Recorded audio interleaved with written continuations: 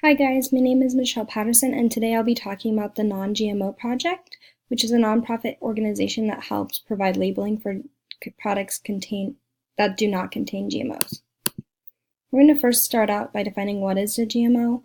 GMO is defined as genetically modified organism, and I'm just going to provide you with a quick example. From the movie Food Inc., they explained that GMOs are, an example of a GMO is that they're taking fish from Antarctica and injecting some of the DNA into tomatoes to help them stay fresher longer. So we're kind of mixing plants and animals and things like that. So there's a lot of research that shows that their GMOs are not harmful. On the website, the Non-GMO Project, they have a peer-reviewed article that found that most of the studies that found that GMOs are okay to use were performed by biotechnological companies and their associates.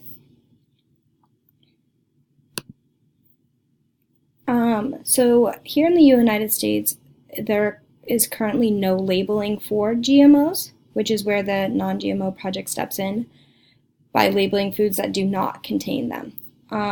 There's hope in this though, because in the year 2022 there will be a law that the U.S. has to start providing mandatory labels for GMOs. So I'm just going to spend a few minutes talking about farmers. This is definitely something that is affecting both consumers and farmers. It's affecting farmers because companies can sue farmers that don't use their genetically modified products, their genetically modified seeds, and then the farms that are not using GMOs, they're not getting compensation for droughts or pollen that could blow over into the neighboring fields. So it's kind of like a big issue in companies where basically it's more beneficial for a farmer to plant the GMO products versus the non-GMO products.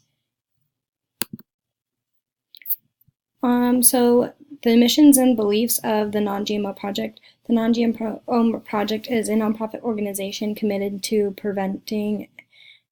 preserving and building sources of non-GMO products, educating consumers, and providing verified non-GMO choices. The belief is that everyone has the right to know what is in their food and deserves access to non-GMO choices. I chose this nonprofit as a sign of positive change. This project has grown steadily since it began. There's more than 3,000 verified brands. It's a sign of positive change because it shows that people are starting to pay more attention to this issue, not just of the GMO issue, but the issue of freedom to know what's in our foods and to not let big farms control what we're putting in our bodies. Something that I found inspiring was that the Non-GMO Project has been able to verify 50,000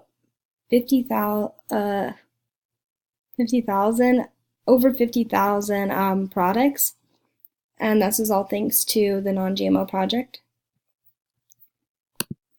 Here's the contact information for the Non-GMO Project. If you have any questions, feel free to reach out via email. Thank you guys for watching, and I hope you learned something new.